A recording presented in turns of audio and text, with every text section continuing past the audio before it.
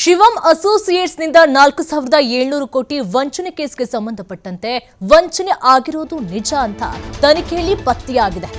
47,000 ಜನರಿಂದ ಒಟ್ಟು 2,400 ಕೋಟಿ ಹೂಡಿಕೆ ಅಂಶ ತನಿಖೆಯಲ್ಲಿ ಪತ್ತೆಯಾಗಿದೆ. ಬೆಳಗಾವಿಯಲ್ಲಿ ಸಿಐಡಿ ಡಿಐಜಿ ಡಾಕ್ಟರ್ ಭೀಮಾಶಂಕರ ಗುಳೇದ್ ಮಾಹಿತಿಯನ್ನ ಕೊಟ್ಟಿದ್ದಾರೆ.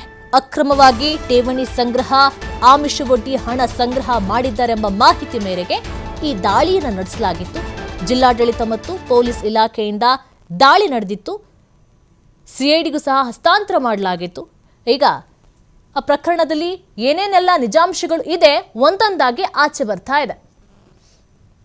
ಒಡ್ಡಿ ಸಾರ್ವಜನಿಕರಿಂದ ಹಣ ಠೇವಣಿ ಇಡೋ ಹಾಗೆ ಮಾಡ್ತಾ ಇದ್ದಾರೆ ಅನ್ನೋಂಥ ಒಂದು ಮಾಹಿತಿ ಮೇರೆಗೆ ಜಿಲ್ಲಾಧಿಕಾರಿಗಳು ಹಾಗೂ ಜಿಲ್ಲಾ ಪೊಲೀಸ್ ತಂಡದವರು ಇಲ್ಲಿ ಒಂದು ದಾಳಿಯನ್ನು ನಡೆಸಿ ತದನಂತರ ಪ್ರಕರಣವನ್ನು ದಾಖಲಿಸಿಕೊಂಡು ಅದನ್ನು ನಂತರ ಸಿಐಡಿಗೆ ಟ್ರಾನ್ಸ್ಫರ್ ಮಾಡಿದರು. ತನಿಖೆ ಕೂಡ ಸಿಐಡಿಯಲ್ಲಿ ನಡೀತಾ ಇದೆ.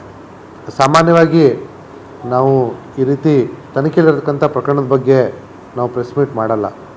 ಆದರೆ ಈ ಪ್ರಕರಣದಲ್ಲಿ ಮಾಡಲೇಬೇಕಾದಂಥ ಪರಿಸ್ಥಿತಿ ಬಂದಿದೆ. ಮುಖ್ಯವಾದ ಕಾರಣ ಏನಂತಂದರೆ ಇವತ್ತಿಗೂ ಕೂಡ ಜನ ಅವರ ಶಿವಂ ಅಸೋಸಿಯೇಟ್ನ ಅಕೌಂಟ್ಗೆ ದುಡ್ಡು ಹಾಕ್ತಾ ಇದ್ದಾರೆ.